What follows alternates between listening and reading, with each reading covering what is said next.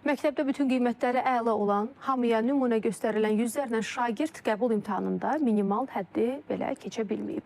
Dövlət İmtahan Mərkəzinin açıqladığı rəqəmlərdən məlum olur ki, məzunlarımızın böyük qismi məktəb proqramını tam mənimsəyə bilmir. Bəs bu kəskin geriləmənin səbəbi nədir? Mütəxəssislərin fikirlərinə nəzər salaq.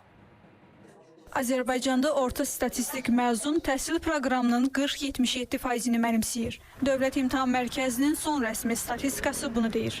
İmtahanlarda isə abituriyentlərin test suallarına düzgün cavab vermə nisbəti 23-60% arasındadır. Biraz da uşaqların özündən asılıdır. Bəzi uşaq var, yaxşı qavrayıb, bəzisi yox, çatmıyor dərs ona. Bəzisi yaxşıdır, oxumağa meyillidir. Bəli, əvvəllər daha rahat idi, nəinki indikidən. Mən özüm imtahan verib, indi tələbəyəm. Suallar çətin olur, şagirdlər çox çətinlik çəkir. Əlinə baxalı telefonlar verirlər, ay xanım, uşaq oxumur. Təhsil eksperti Elçin Əfəndi isə bildirir ki, mövcud problem təkcə tədrisin keyfiyyəti ilə izah olunmur.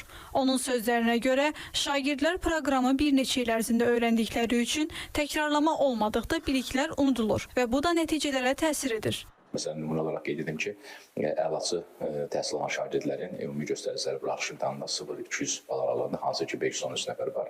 32 nəfərin isə nəticəsi 0-100 aralığında, halbuki onlar əlaçı olaraq bitirmişdilər. Onu deməyə əsas verir ki, hansı ki onlar təhsil müəssisələrində tədris proqramının mənimsəmələrinə baxmayaraq, amma onlar imtahanda uğurlu ola bilməyiblər. Burada təbii ki, ortaya sual çıxır, yəni ya təhsil verənlərin ümumi bilik və bacarıqları və ya təhsil alanların mövcud tədris proqramını mənimsəyə bilməmələri faktı.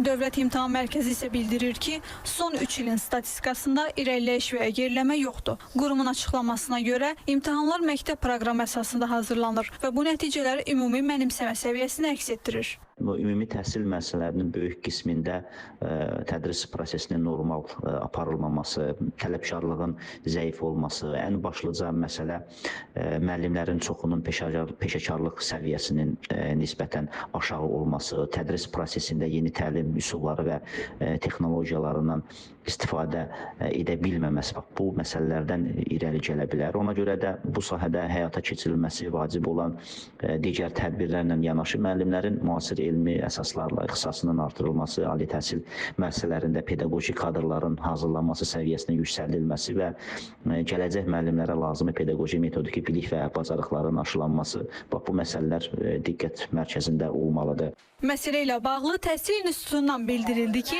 tədris prosesində qiymətləndirmə nəticələri analiz olunur və tədrisin keyfiyyətinin artırılmasında nəzərə alınır. Qurumun açıqlamasına görə, şagird nəticələrini yalnız bir səbəblə izah etmək mümkün deyil.